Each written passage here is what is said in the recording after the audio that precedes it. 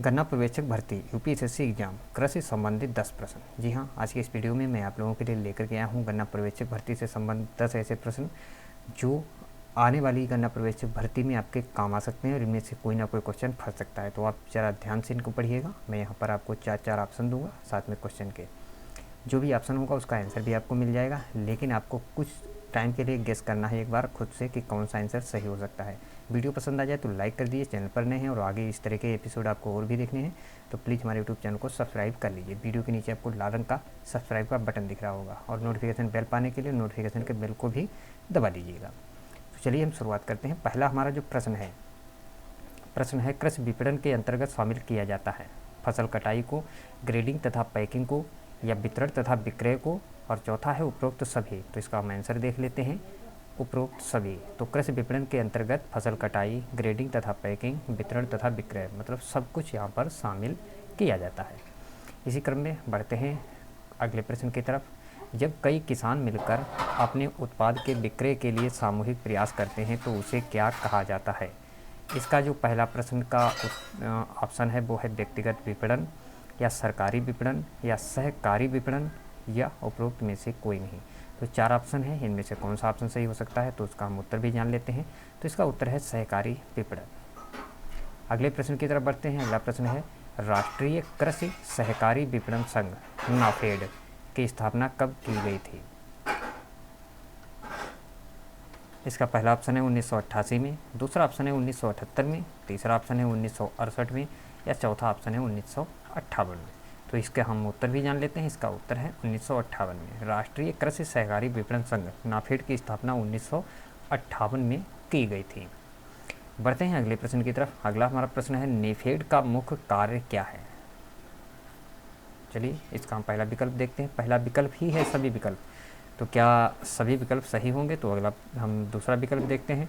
दूसरा है कि नेफेड का मुख्य कार्य क्या है? कृषि वस्तुओं की प्राप्ति, कृषि वस्तुओं का भंडारण, कृषि वस्तुओं का वितरण। तो क्या इनमें कौन सा सही होगा? तो इसका हम उत्तर देख लेते हैं सभी विकल्प। मतलब यहाँ पर जो नेफेड का मुख्य कार्य है वो है कृषि वस्तुओं की प्राप्ति करना, कृषि वस्तुओं का भंडारण करना और कृषि वस्तुओं का वितरण करना। बढ़ते हैं अगले प्रश्न की तरफ। अगला प्रश्न हमारा है ट्राइफेड। ट्राइफेड की स्थापना कब की गई थी?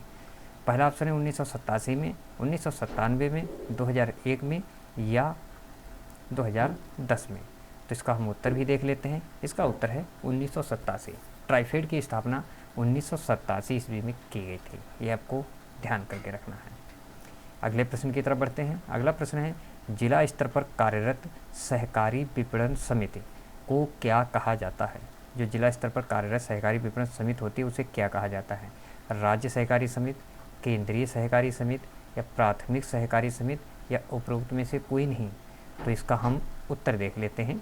इसका उत्तर होगा केंद्रीय सहकारी समिति। जो जिला स्तर पर सहकारी विपणन समिति होती हैं उनको हम केंद्रीय सहकारी समिति बोलते हैं। इसी क्रम में बढ़ते हैं अगले प्रश्न की तरफ। अगला प्रश्न है केंद्रीय भंडारण निगम CWC की स्थापना कब की गई थी? ठीक है, तो इसका पहला ऑप्शन जो है वो देखते हैं 1957 में, 1960 में, 1952 में, या 1990 में। तो इसका हम उत्तर भी देख लेते हैं। उत्तर है 1957। CWC यानी केंद्रीय भंडारण निगम की स्थापना 1957 में की गई थी। अगले प्रश्न की तरफ बढ़ते हैं। अगला प्रश्न है फूड कॉरपोरेशन ऑफ इंडिया की स्थापना कब की गई थी? पहला है 1967 में, 1965 में, 1963 में, या 1961 में। इसका हम उत्तर देखते हैं 1965 में। फूड कॉरपोरेशन ऑफ इंडिया की स्थापना 1965 में की गई थी। अगले प्रश्न की तरफ बढ़ते हैं। तो अगला प्रश्न है PDS प्रणाली संबंधित है। आप लोग हो सकता है कि इस प्रश्न को देखने के बाद ही समझ गए हों कि PDS प्रणाली किस चीज़ से संबंधित है।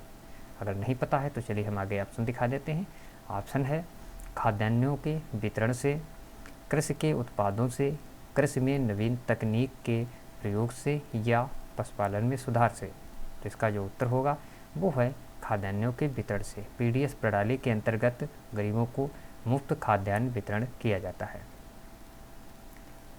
अगले प्रश्न की तरफ बढ़ते हैं। तो अगला प्रश्न है किसानों को दिया जाने वाला अल्पकालीन ऋण कितने समय के लिए होता है?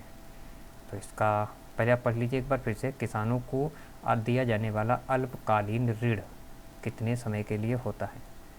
पहला जो ऑप्शन है वो है 15 महीने के लिए, 12 महीने के लिए, या 6 महीने के लिए, या 3 महीने के लिए।